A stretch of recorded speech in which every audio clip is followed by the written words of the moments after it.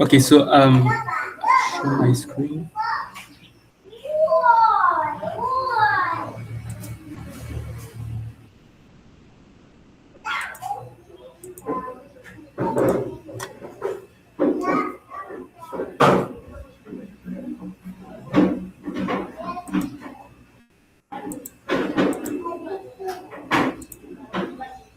Yeah, I think everything is okay.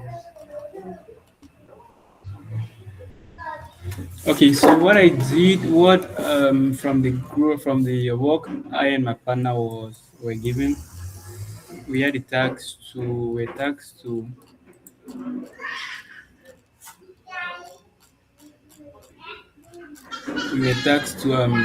design and expose DMZ misconfiguration. Then the scenario was the company host, he has a public web server, an FTP server, a mail server. Then the firewall rules allows any multiple service. Then database directly accessible from the internet. Any computer should be able to access any service or any server, because the service which the company offers is the mail server, the FTP server, and the web server. So any IP address should be able to access any of these services.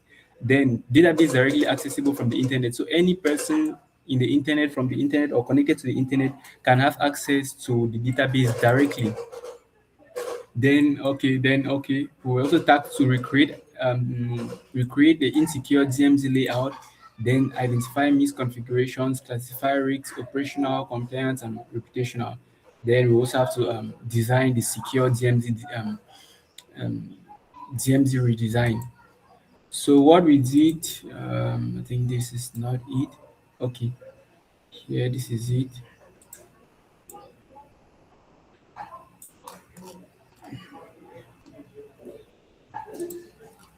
So here is the insecure DMZ design.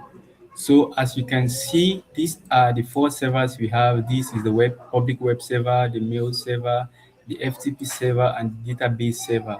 So they are all connected to this switch, and they are in a DMZ. So this is kind of like part of the company, of the internal company. Then we also have this part of the network is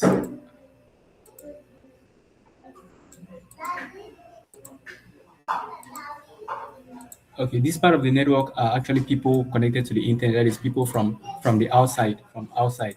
So if you notice, to check each, so what I did first, I tried to set up my web server. So on the web server, the services, I went to the services. Then you can check on HTTP.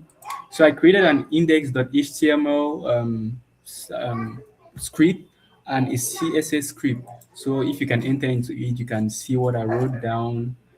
And same too with the CSS. This is what so these are the services. This is the website I built and I save on the server on the server. So now to have access to this server via any internet, this is the server IP. The server IP is 192.168.2.2. So what I'll do is I'll simply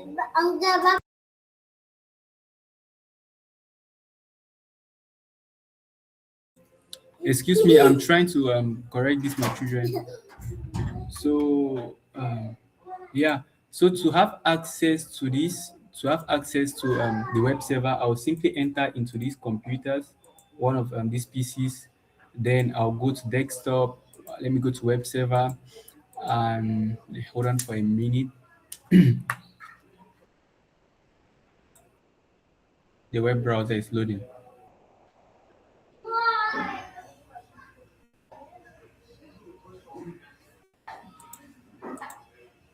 Okay, this is the web browser.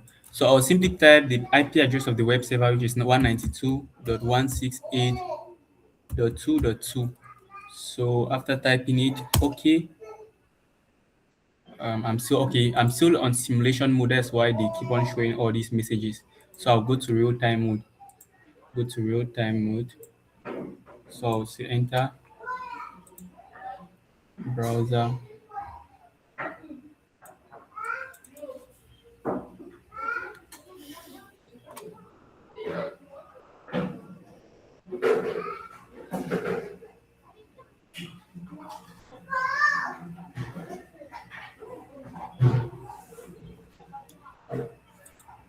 Okay, so this is 192.168.2.2.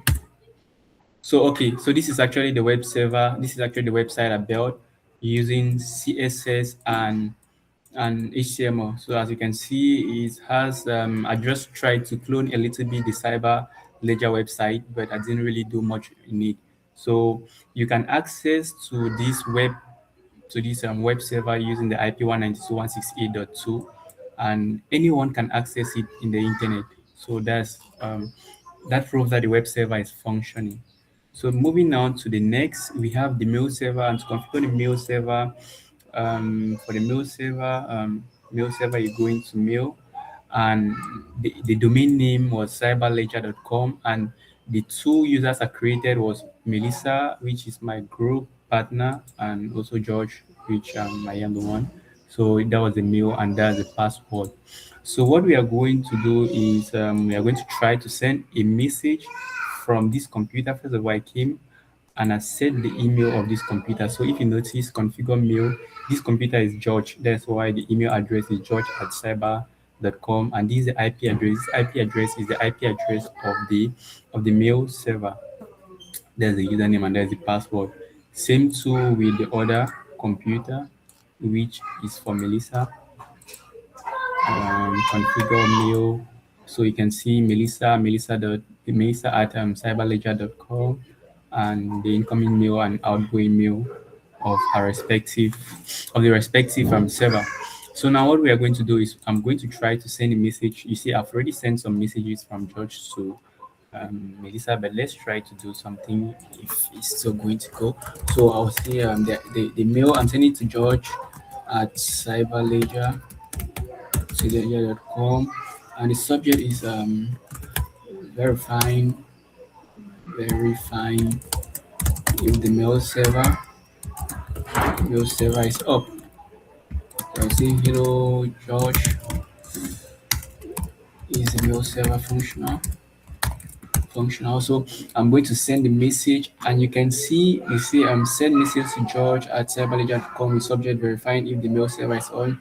Then this is the mail server IP address, and you see the send success. That means the message has been successfully sent. So to check the message, I will enter into George mailbox. I'll simply go into receive messages, and this is a message verifying if the mail server is up. Melissa is from Melissa, and he sent this the date and this the time. So hello George, the mail server functional, and yeah, so that can be seen that the mail server is also working. And same too with the FTP server. I also said the FTP server. I also said the FTP server. Same to um, Melissa and George. I created an account, and basically to check without getting too deep, to check if there's good communication.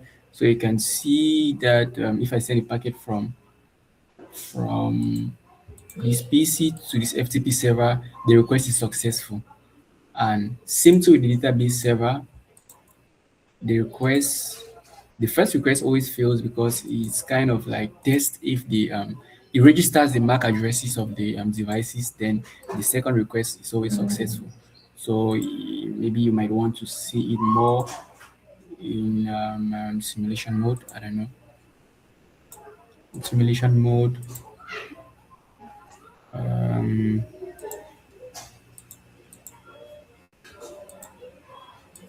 yeah, so the message should take its time, and yeah, definitely it's gonna get there. So now this is the issue, and this is why this configuration is considered insecure. So the issue is anyone in the internet or anyone from the outside, anyone from the outside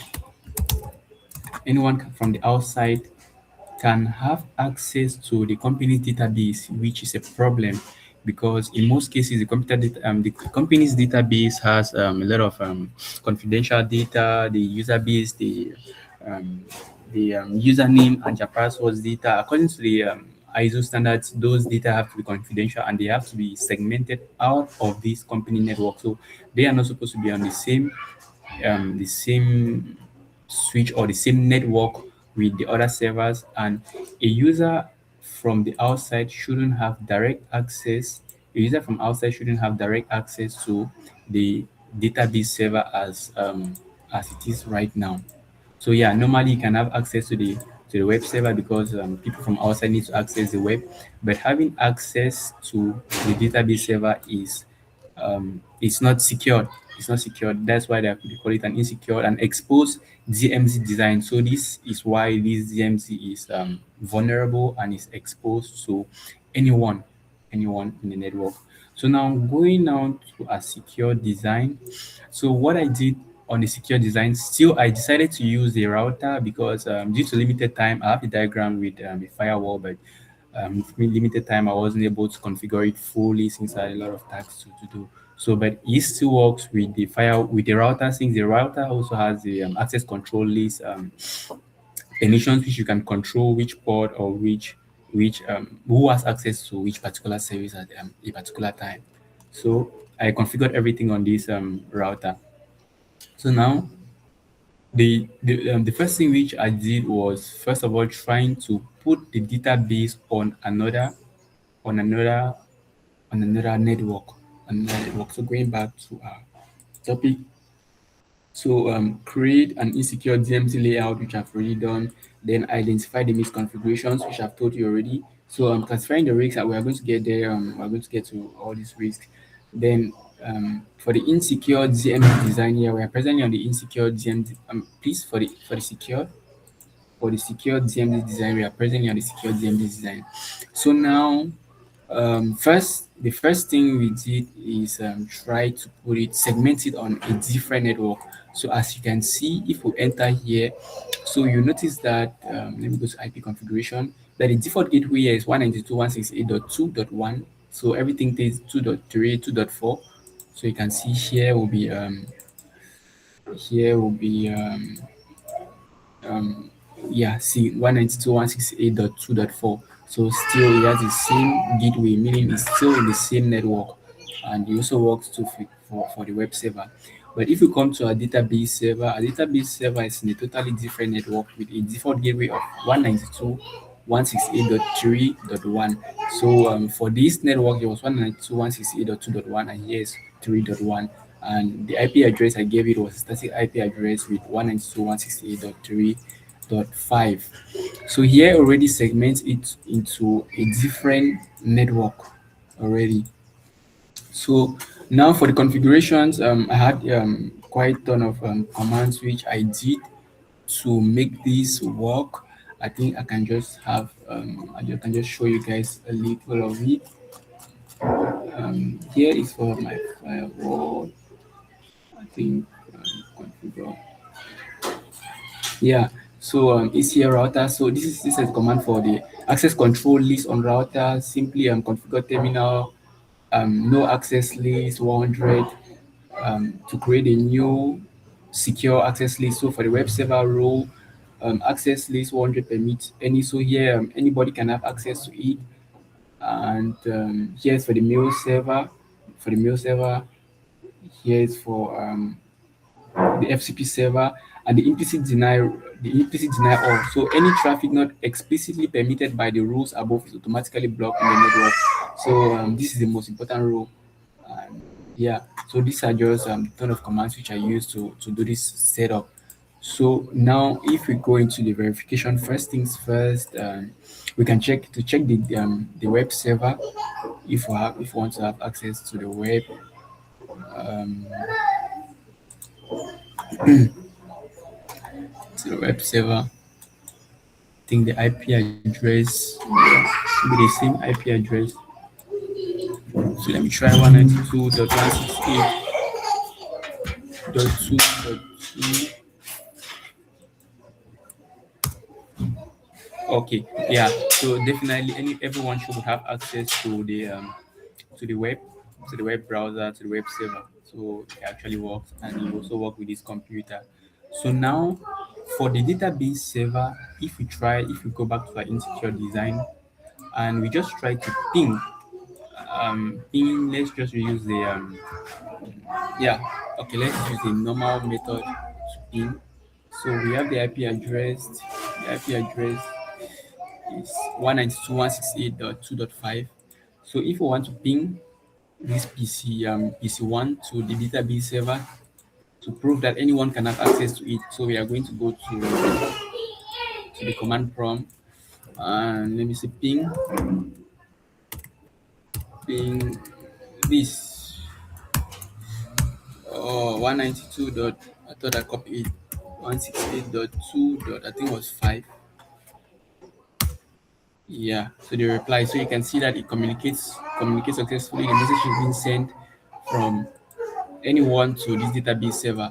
Now if you try now to ping from this PC4 to the database server, let's try to do that and see what will happen. Let's try to do that. So enter here. I've not taken the IP address. So he has 3.5 ping. So I've ping 192.168.3.5. Okay, ping. Yeah, you see, they say reply from 192.168.1.1. The destination host is unreachable.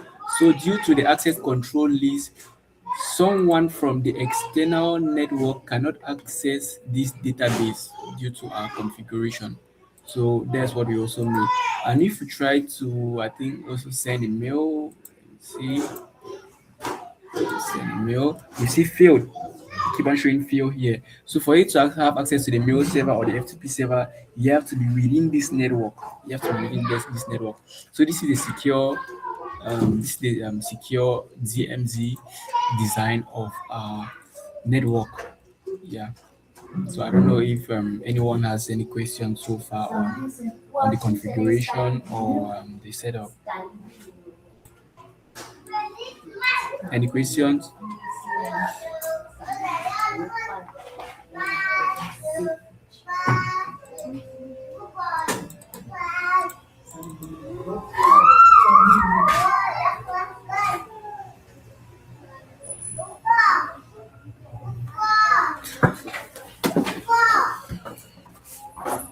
Pardon? Okay, so thank you. So okay, if you want to go more theoretically into the analysis, so first to identify, the first was for us to identify misconfigurations on the insecure DMZ.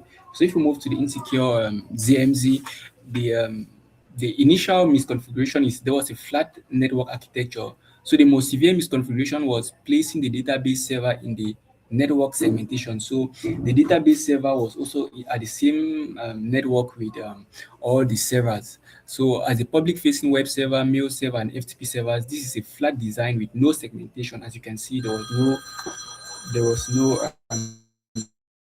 segmentation. Excuse me. Then, so if an attacker compromises the web server, they could have a direct access to the database server, and yeah, that's actually what happened because they are all on the same on the same network. So lateral movement will very be easy. So the other identified misconfiguration is there was an overly permissive firewall rule. So the firewall policy was effectively it actually permits anyone, like allow any to any. So this means that there was no filtering. The router was simply forwarding all traffic, including malicious crumbs, scams, and direct attacks. So anyone can have access from here to here or from any of the servers. So those were the identified misconfigurations we could see. Then for classifying the risk. To classify the risks into, first of all, operational risks. So operational risks, this refers to the risks of loss resulting from failed internal processing. So operational risks are simply mommy, good evening. So operational risks are simply risks resulting from loss resulting from failed internal processing. So if this this resource or this web server fails is simply an operational risk. So the direct impact is that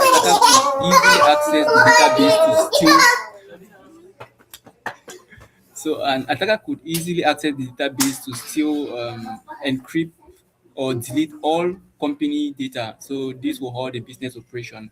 Hence, consequently, this is an operational risk. So for the consequences of these operational risks, we have significant financial loss due to system downtime, the cost of data recovery, and the inability to conduct businesses. So simply that those were the consequences of the operational risks. Then moving now to compliance risks. This compliance risk simply involves the legal penalties. We talk about financial forfeiture and material loss resulting from a failure to act in accordance with industry laws and regulations. So the direct impact: storing sensitive customers or financial data without proper segmentation and protection violates numerous data protection standards like GDPR and PCI DSS standards. So the consequence is that massive regulations fine will be fined massively, and legally mandated audit, and the potential loss of license required to operate. Then for reputational risks, this is a risk of damage to the company's brand and the public image. So definitely, if anyone can have access to your database, probably that will be a reputational breach, because everybody will know that, oh, he's not having it there. This company is not having a secured system. Hence, you're going to lose customers. You're going to lose customers. So okay, moving now to the most included, we have the secure design. I've already explained the secure design. For the post restriction strategy, is what I showed here. Expose DMS. Let me check it out. This is, okay, for the port restriction, so you can see this is port 80 for the web server, which was allowed because anyone should have access to the web server. Then this is for the mail server, port 25, and this is for the FTP server, port 21. Yeah, so there's that for that. Now moving to the risk treatment plan using ISO 31,000, the ISO 31,000 process. So the ISO 31,000 standard provides a framework for managing risks. So the first thing is that you have to identify the risks. You identify the risks, you analyze the risks, and you treat the risks. So as you can see, our group were able to identify the risks that anyone can have access to any resource, including the company's database. Anyone can have access to that. So that was the first thing, risk identification. Then for risk analysis, we were able to analyze and understand the issue, which was due to lack in access control policies, and also a lack of proper segmentation in the network. And we obviously treated this with the correct layout, which you can see. So I think that should be the end of our networking presentation. Any questions so far?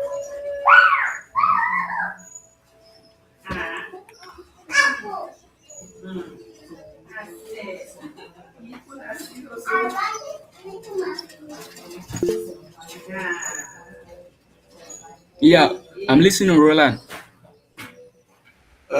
Can you please remind me what DMZ stand for again? Okay, DMZ means demilitarized zone. Is demilitarized zone. That means it's a zone which is outside of a network. That means it shouldn't be accessed by everyone in the company. And in most cases, the DMZ zone is mostly used to place servers, web servers, mail servers, and FTP servers. So it acts as a firewall. Not really. The firewall should be on its own. Like if you say this is the configuration I had to do with the firewall, this is the firewall here, this is the firewall here, and still this is the DMZ zone, and this is actually the most secure DMZ.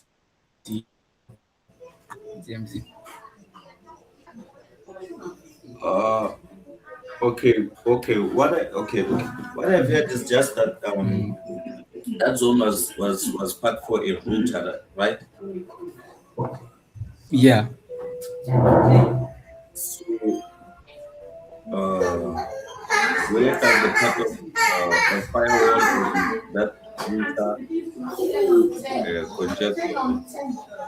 Are they separated? I can't get you well. As the part of the firewall, Mm-hmm. I want to understand where the part of the firewall actually be there. Okay, okay. You're talking about this part, right?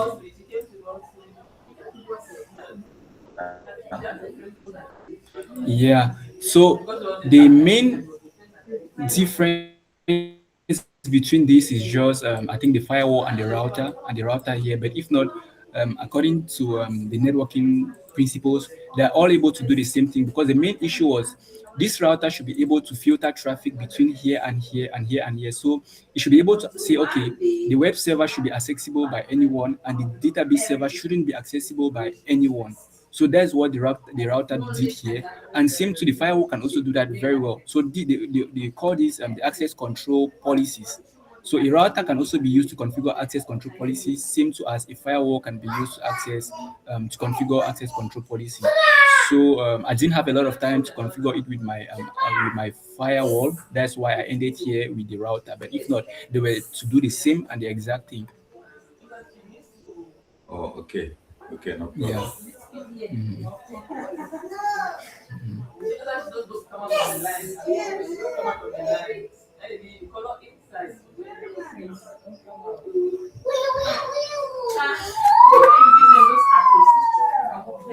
Okay. So Anush, can I move on?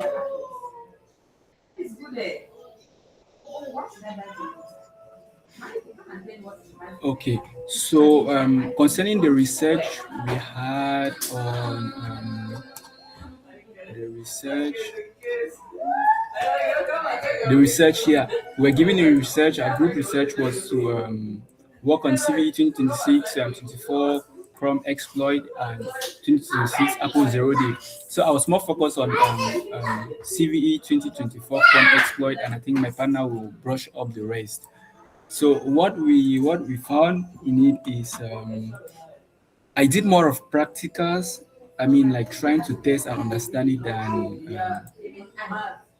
let me say the theory. Let me show you what I have. Downloads.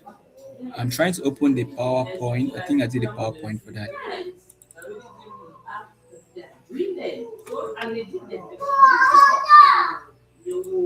Okay. Okay, so I will try to be a little bit simple as possible and let you know about what I understood from this task.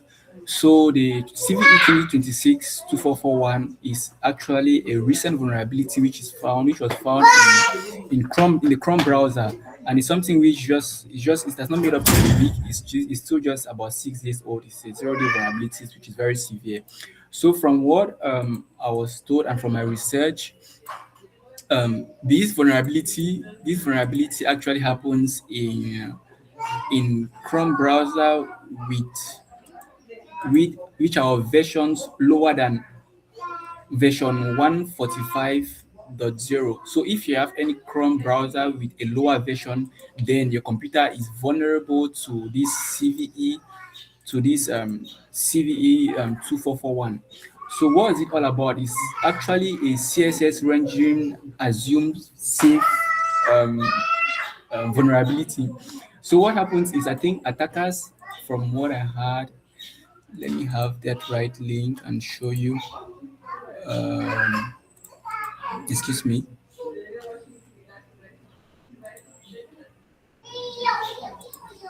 Okay, okay, I think this is it here.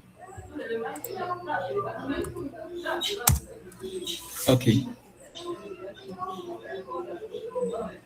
I'm quite visible. Okay, yeah. So this is one thread a cybersecurity researcher who did good research on this, and he was able to deploy some interesting things on his GitHub. So he spoke about the Chrome CSS font feature value map, and he actually has a pop.html file, which is they call it proof of concept. Proof of concept. So it's simply a file which actually shows that okay, you've been your browser is vulnerable to this, or your browser is not vulnerable to this attack. So as you can see, this is the vulnerability details. They said the CVSS is 8.8 minutes of high severity, and this is the type of the CSS of the CVSS. And here, this is the exact vulnerability. This is where the vulnerability is found on Chrome. This is actually the code where this is actually the vulnerability, and this is the fix of the vulnerability that researchers in Google were able to fix. So this is actually the fix of the vulnerability. So now for the proof of concept, we're just simply supposed to try this command. This is HTML page. So if you try the HTML page on Okay, if you try the pop HTML file on a browser which is 145 or above, you will see no crash. So the proof of concept runs to completion. All entries are read normally. So I'm just going to try that because I did that already. I think I did that already. If I go to desktop, if I go to pictures, screenshot, yeah, so this is actually where I run the proof of concept. Yeah, so this is the proof of concept I run on my browser, and you can see everything shows directly. So this is the version of my browser, but I'm still going to do it right now for us to have a look of it. So I've already downloaded the proof of concept. Download, and it's somewhere. Proof of concept. Proof of concept. Okay, okay, this is it. Yeah, proof of concept. So I'm simply just going to open it in my browser. Just once. Okay, so this is what happened. So we see everything CVSS, CVE 2022 411 CVSS font feature value map, and this is to prove because he said if we are running a version of Chrome which is above or greater than 145.0, there will be no crash. Our proof of concept runs to completion and all entries are read. But now if you are running a Chrome version which is less than 145.0, it will render a crash, status access violation, Windows or 16 Linux. So you see something like can't open this page or an error. So I tried to do that with app.any run. I'm not going to go into that deep because it takes time to load. So I'm simply going to show you a screenshot and we'll discuss a little bit about it of what I did. So if you go here, this is what it shows me.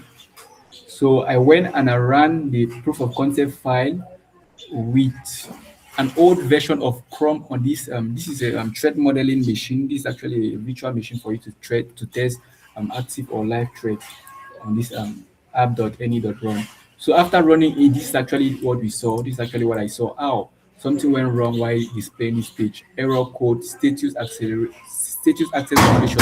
So this shows actually that there is actually a vulnerabilities with older versions of the Chrome.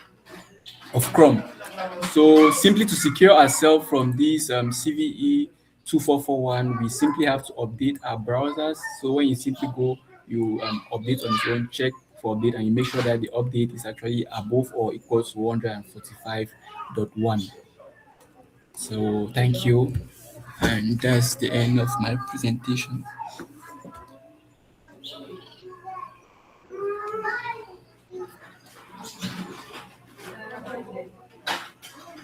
From anyone?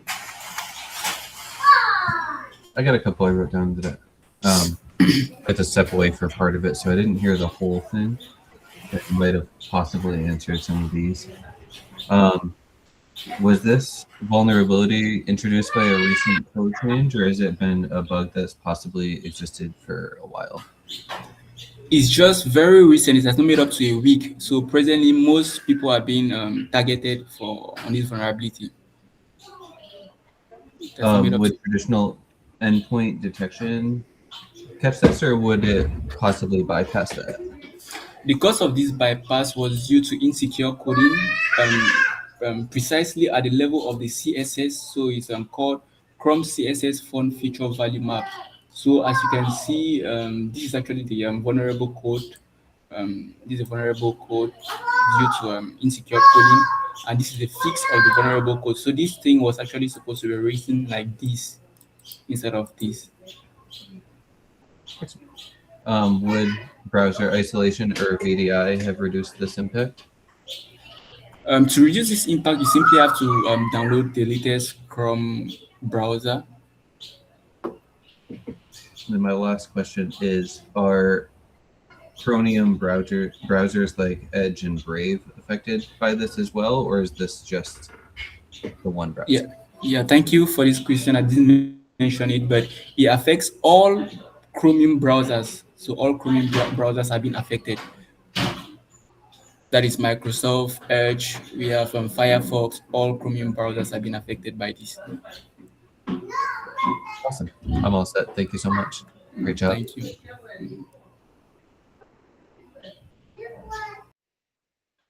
And go right here. So I have Enterprise Impact Analysis of CVE 2441, Chrome Exploit, and CVE 2026-20700, which is an Apple Zero Day. And this is just an in-depth analysis addressing the implications of notable vulnerabilities on enterprise operations and security.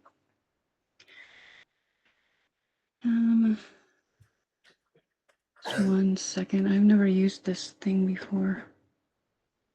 Okay.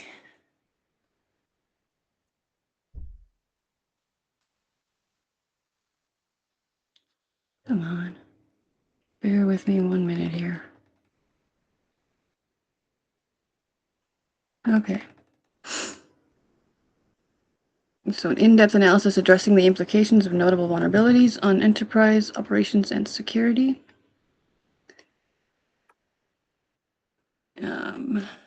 Enterprise impact analysis of CVE 2026-2441, which is a Chrome exploit, and CVE 2026-20700, Apple Zero Day.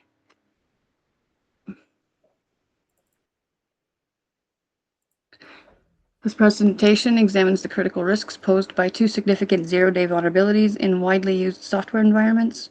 We will analyze the implications for enterprise security architecture, supply chain exposure, and effective governance response strategies.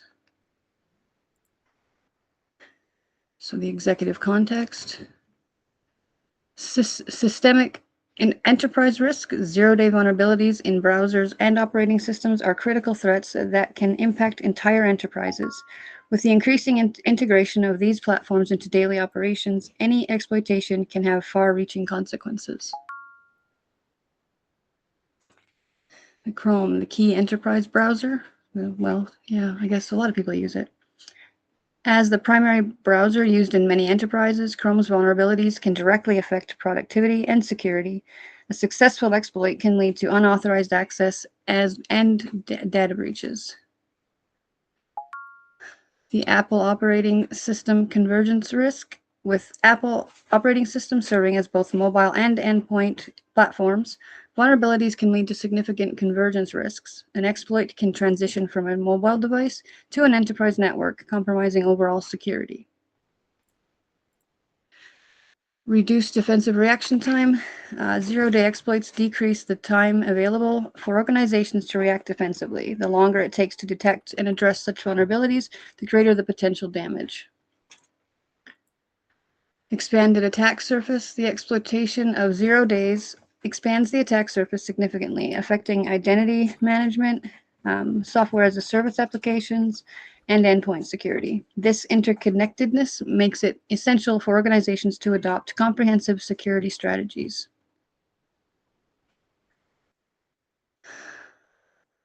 Strategic risk statement. Trust boundaries collapse. The collapse of trust boundaries leads to an inability to distinguish between legitimate and malicious activities within the enterprise network. When endpoint security assumptions fail.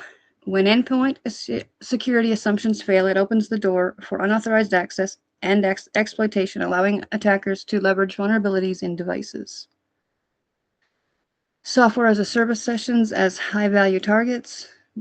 Software as a service sessions become prime targets for cyber criminals, as assessing these sessions can lead to significant data breaches and financial losses.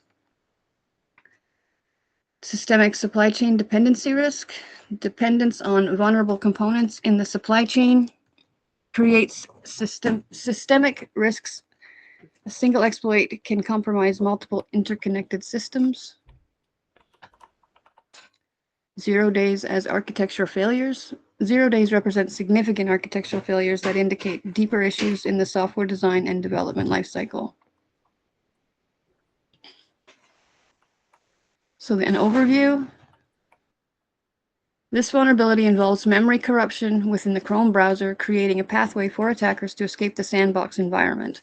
The exploit enables remote code execution, which can lead to severe consequences, which include exposure of session tokens and bypassing of trust boundaries across different origins.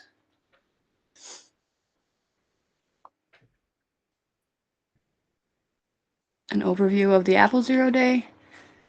CVE 2026-20700 is a critical vulnerability that allows attackers to gain kernel-level privileges, enabling them to bypass standard security mechanisms. This flaw was actively exploited before a patch was available, putting devices at risk and undermining trust in mobile device management systems.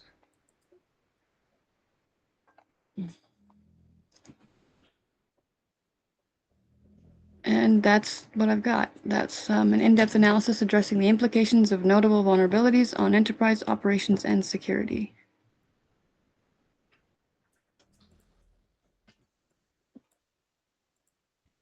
Any question, Pramanand, that you want to ask?